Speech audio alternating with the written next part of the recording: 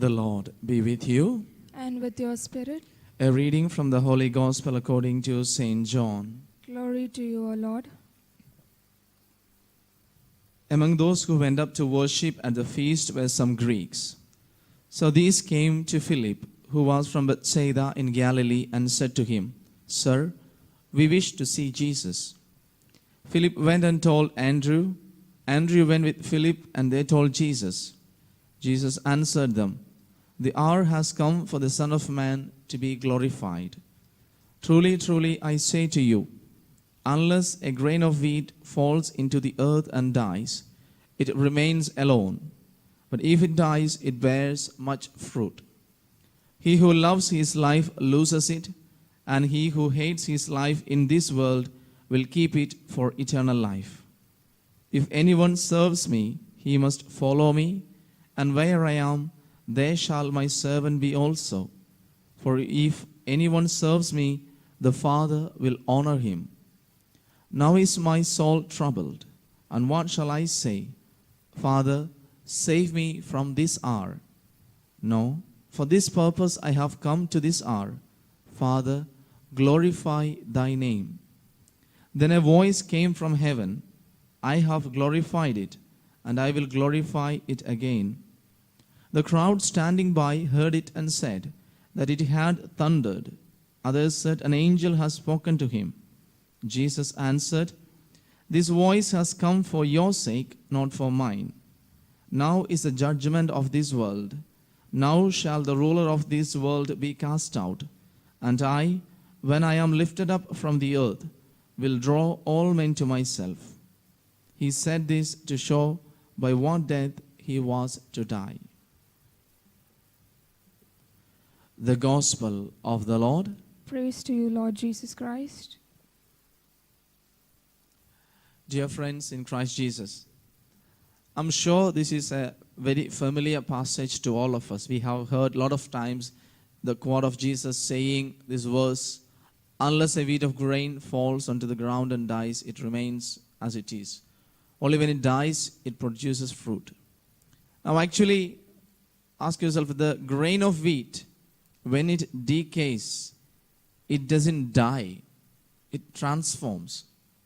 It loses its own self, and it transforms into something more beautiful and something more glorified. Look at salt. When the salt gives the taste of the salt, when it is dissolved, it loses itself and it offers the taste and its essence. Look at this candle. Unless the wax melt and the wick burns, the candle cannot produce the light. So with ourselves. The same goes with ourselves. Unless we offer up ourselves and sacrifices ourselves, goes out of our comfort zone. We have to move out of our own self and offer ourselves, we cannot produce fruit. That's what God says, Jesus says. How was Jesus given up? Jesus was not captured by force. Let us remember the incident, the scene in the Garden of Gethsemane. People came with swords and lances, but Jesus offered up himself. In this text and also in the prayer in Garden of Gethsemane, Jesus says, "Father, let your will be done. I give myself up to you." It was pure obedience. Jesus says, "Yes, let your will be done." Because in the previous instances, people tried to capture Jesus, but they could not. And what was John saying in the gospel? His hour, his time has not yet come. In today's passage, if you look into the Gospel of John, until this passage in chapter 12, it's always been said, the hour has not yet come. The time has not yet come. And it's been a progression of the ministry of Jesus. Now it goes into the opposite side. Once Jesus says, "My time has come," everything is going very fast to the crucifixion. Everything is accelerating to the crucifixion. Now, what is the beauty of this offering of Jesus? Jesus is a priest who is making the offering.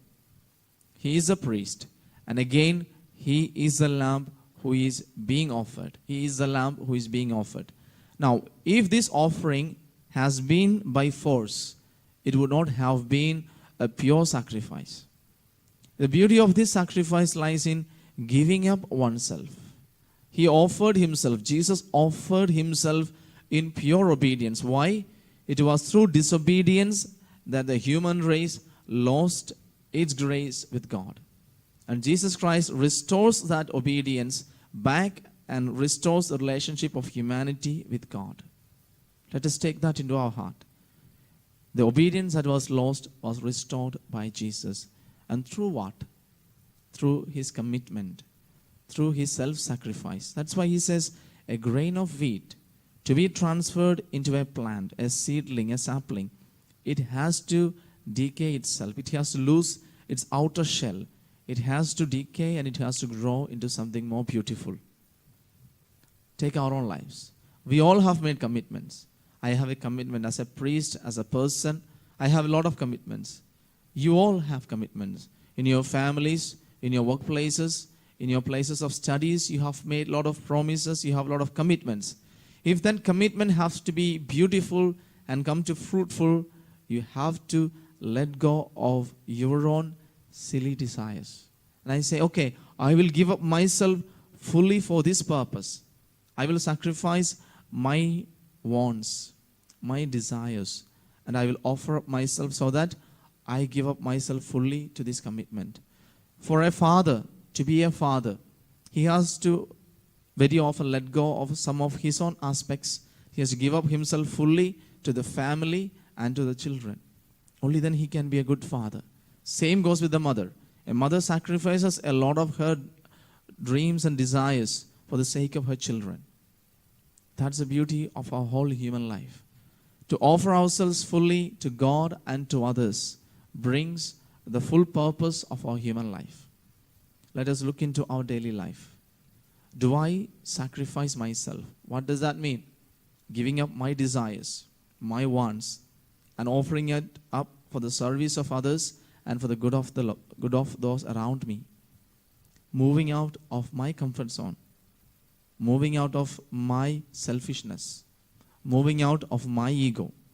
And making my circle a lot wider. And doing a service for those around me. That's when I become that grain of wheat that get transformed into a beautiful grain of wheat. Dear friends, this Lent calls us to follow Jesus in his obedience and in his sacrifice. That's what St. Paul says. That's what made his sacrifice worth. When we go back to our lives after this Mass, look into ourselves. Do I become a good father, good husband, good mother, good wife, good son and good daughter, a good student, a good teacher? What do I have to let go? What all things do I have to let go and sacrifice so that I can be fruitful in the area of my commitment? Let Jesus be our role model in this self-sacrifice and obedience. And let us pray with him, Lord, let your will be done. And during this Mass, let us pray more earnestly, Lord, create in me a clean heart and give me a steadfast spirit. That should be the motto of this Lent. Create in me a clean heart and give me a steadfast spirit. May the good Lord bless us all. Amen.